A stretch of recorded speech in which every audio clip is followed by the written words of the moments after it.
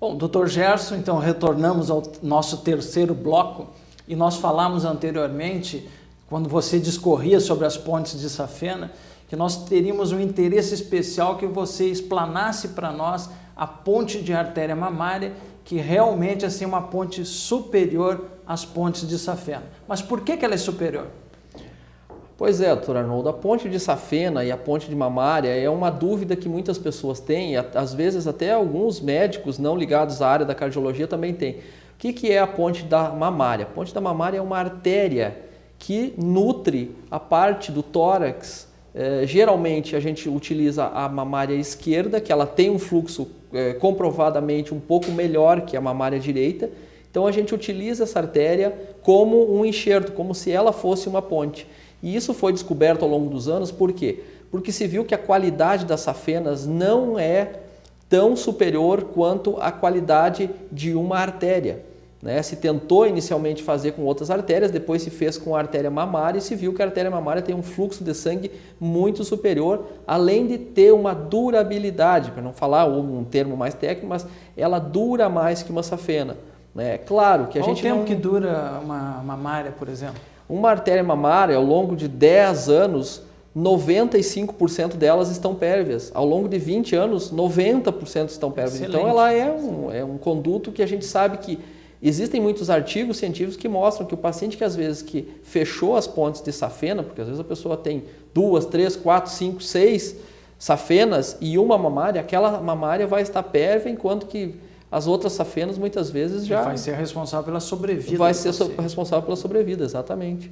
Bom, então, e as cirurgias, vamos virar um pouquinho, nós falamos bastante aqui sobre cirurgias de pontes, que eu acho que todos nós temos mais interesse, até porque são as mais habituais, e os telespectadores também. Mas e as cirurgias de válvula? Nós sabemos que você opera válvulas aqui em Santa Maria, tanto no Hospital de Caridade como no Hospital Universitário. Eu gostaria que você nos desse uma noção de que tipo de cirurgias de válvulas são feitas, são reconstituições das válvulas, são implantes de próteses valvares metálicas, como é que é feito isso? Pois é, Arnold, é importante a gente salientar que não é só, a cirurgia cardíaca não é só ponte de safena, existem outros tipos de cirurgia, né, cirurgias também menores, mas dentro das cirurgias de válvula, a gente pode fazer várias coisas. E existem três caminhos a se seguir quando se fala em válvula. Ou se faz uma plastia, né, que é uma reconstituição, ou se troca por uma válvula biológica, um conduto semelhante ao nosso, né, ou pode se fazer também com válvulas metálicas, né? E todos esses procedimentos têm suas vantagens, todos têm suas desvantagens. Todos são possíveis de se fazer? São. Claro que depende de cada caso. Como nós falamos anteriormente, a gente tem que individualizar. Existem pacientes que se beneficiam mais de fazer uma plastia, se reconstruir a válvula.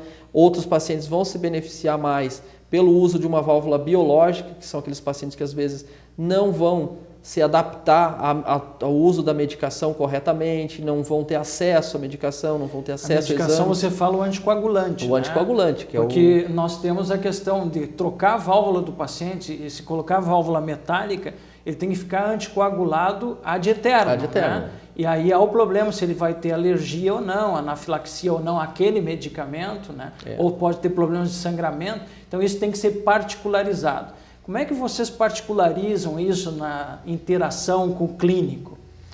É muito interessante essa pergunta, porque nós normalmente sentamos com o paciente, com o familiar do paciente, junto com o cardiologista e discutimos. A gente tem o feeling também para saber se o paciente você fica sabendo realmente assim, olha, eu vou precisar fazer exame todo mês, vou ter que tomar o remédio para sempre, eu não quero fazer isso, eu prefiro me submeter daqui a alguns anos a um outro tipo de cirurgia, trocar de novo a válvula, eu prefiro isso, bom, melhor assim.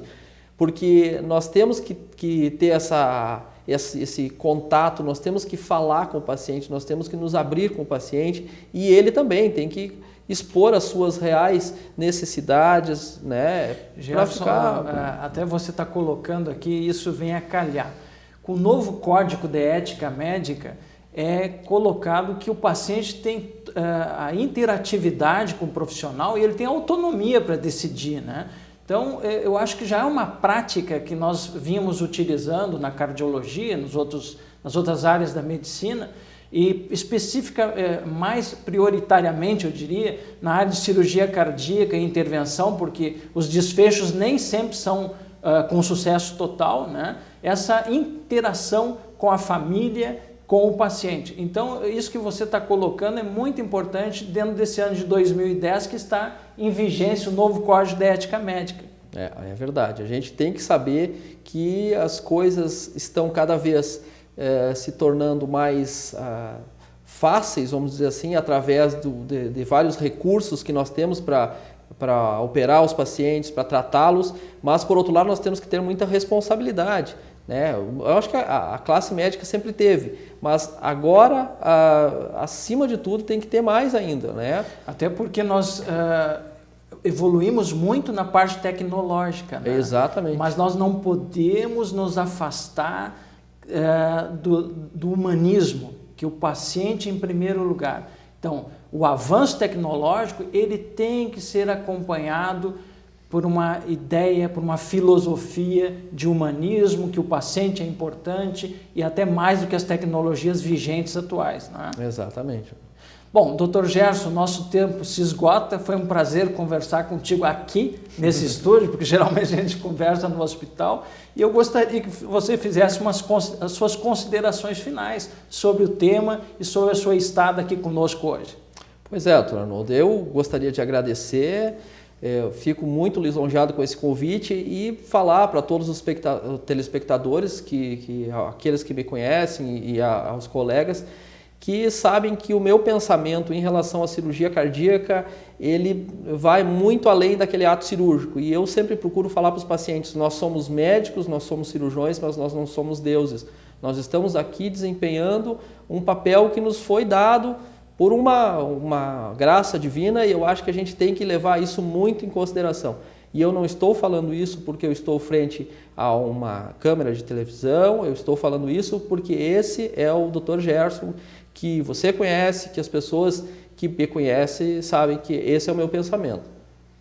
Bom, meus caros, nós ouvimos aqui o Dr. Gerson e não poderia deixar de ser melhor essa tua despedida do programa, porque nós pautamos o médico com o lado humanista em primeiro lugar. Então, é com alegria que nós vemos tu te expressar tão bem quanto a esse tema, né? É o Dr. Gerson, mas em primeiro lugar é o cidadão Gerson que está aqui falando conosco e falando com os telespectadores. Bom, chegamos ao final do nosso primeiro programa Conversando com o Cardiologista. Até a próxima semana. Obrigado.